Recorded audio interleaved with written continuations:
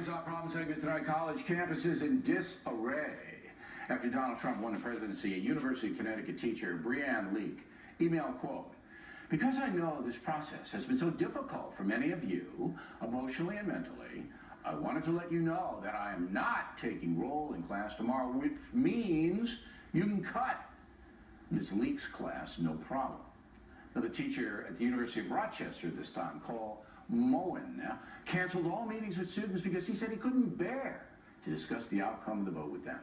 And at Yale, an economics professor, Stephen Berry, even told the students the midterm exam is now optional.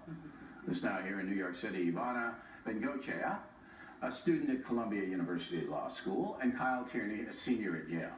So are you getting out of any of your exams here, Kyle, or what? Unfortunately not, but many of my friends are.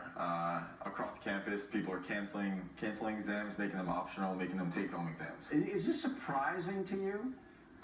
Not very. After 4 years at Yale, it does not surprise me one bit. Why? What is it about Yale, which is one of the finest universities in the world, not as good as Harvard, thank you, but what is it about Yale that the sensitivity level of the students is so fragile?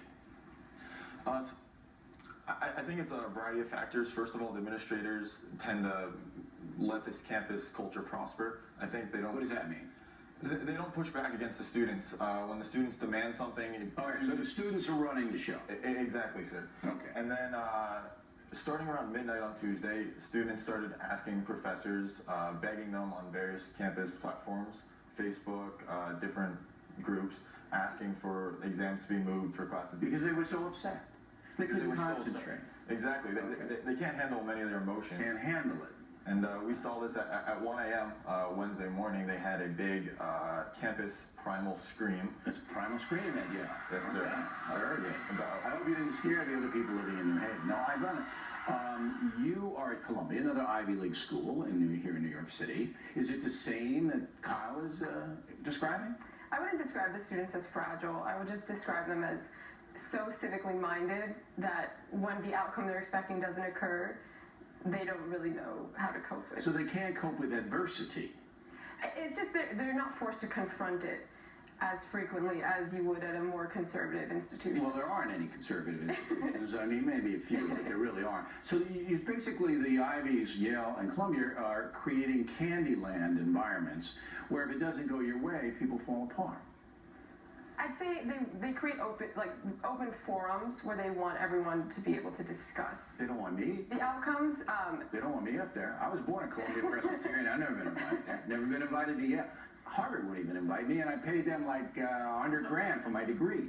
So I don't know if they want open discussion. They want to hear the things that they believe reinforced.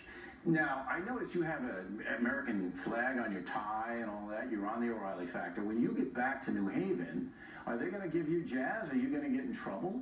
I'm sure students will be pushing back, but I'm part of the William F. Buckley Jr. program at Yale, and we promote free expression and intellectual discourse. So I have a strong segment of friends and people I know that will be supporting me, but I'm sure All right, so when you get back, and William F. Buckley, of course, went to Yale, conservative icon. When you get back, you might take some hazing. They may not like what you did. But are you going to then ask your professor not to take the exam or not to do your homework? Are you going to do that? No, sir. I'll be living my life like a... Okay, so what's the difference between you and the people who can't show up to take the exam? I think perhaps maybe the way I was raised, the education I've had, the values that I hold, I think are... But you're not going to fall apart when they go, "Oh, Riley, how can you even sit at the same table as him?" When you get back to Columbia, all right, some people say, "You legitimized me or this program," and how will you answer that? You know, they are entitled to their opinion just as I am to mine. And it's no secret that I affiliate with the Republican Party. I used to be in charge of our club at Columbia. You used to be in charge of the Republican Club. Yes. Now, did you lose friends, or were you punished by your instructors in any way for your political beliefs? I had one incident with a professor where I think she clearly just could not stand me because she knew I was president of the Republican Club. Is that right? Did she take it out on your grade? I don't want to say there's a direct correlation, but that was my lowest political science Okay. grade. I had the same thing in Marist College with a woman who's not with us anymore. She's deceased, who gave me a bad grade because I can't say it was ideological because I'm so obnoxious. It just might have been me, but I earned a much better grade than that. Last question. Do you think Yale's in trouble socially? I mean, if this crazy stuff, if they can't even handle the Republic voting a certain way, is that campus in trouble? I do think for a campus that's usually called the future of America, it's definitely troubling. Yeah. So For the country in general as well. and I don't see any, I mean, Yale is the same place where you had Halloween costumes that, people fainted or something like that, right? It's the Yes, same. sir. When you have 1,000 people protesting that email, I don't know what it takes when you have Yeah. a president-elect Trump. All right. Thank you very much for coming in. And this is serious. If anybody gives you a hard time, you let me know immediately. I'm serious. All right? So that is not going to happen. When we come right back, it will be Miller time as the election restored the D-man's faith. Now, Waters asking the folks how Trump will govern.